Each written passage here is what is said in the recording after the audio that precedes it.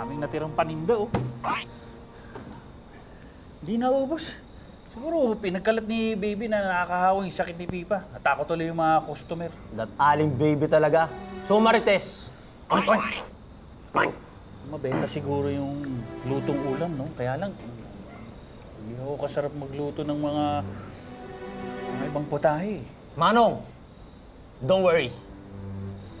Because I owe you my life. Tutulungan kita. Masarap ako magluto.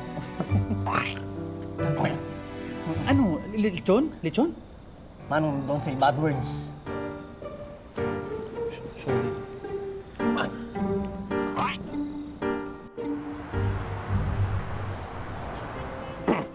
Mang Pepe, wag masyadong pino. Masyado, sige. So, lagay ko ito dun, ano?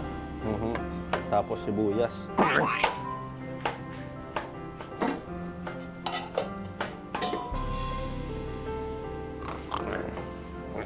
Baka masunog, Mang Pepe.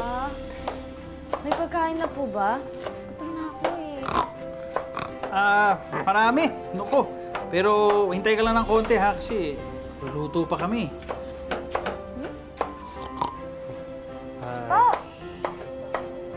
Bakit ang dami naman po niyan? Kasi, eto, nagluluto kami para ng lutong ulam, pang dagdag doon sa kakanin na binibenta ko. Alam mo naman, kailangan mag-ipon. Para pang kolehiyo mo, kaya kayod lang kami ng kayod. Alam mo na, diba? Ay, sana lang deserving yung anak nyo. Tawagin niyo na lang po ako pag luto na yung food. Ay, di mo kami tutulungan? Who knows, baka pag tinulungan mo kami, balik kita sa dati. Pa? Ako na po dito. Sige na po. Pahinga na po kayo. Tulong na po ako. Sige po, Pa, go! Papa, go na. Pahinga na. Sige. Sincere ako dito, ah. Okay.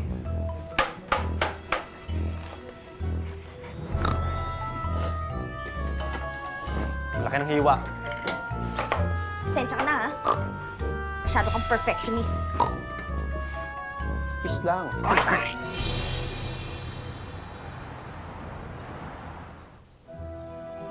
Kuya, ito po yung sa inyo. O ano? Tumulong na ako, ha? Balik mo na ako sa dati. No can do, Pippa Pig. Di mo ako maluloko. Alam ko na tumulong ka lang kasi gusto mo bumalik sa dati. Alam mo, unfair mo. Kakainis kang stupid ka. Papa, tingnan mo tong biik na to.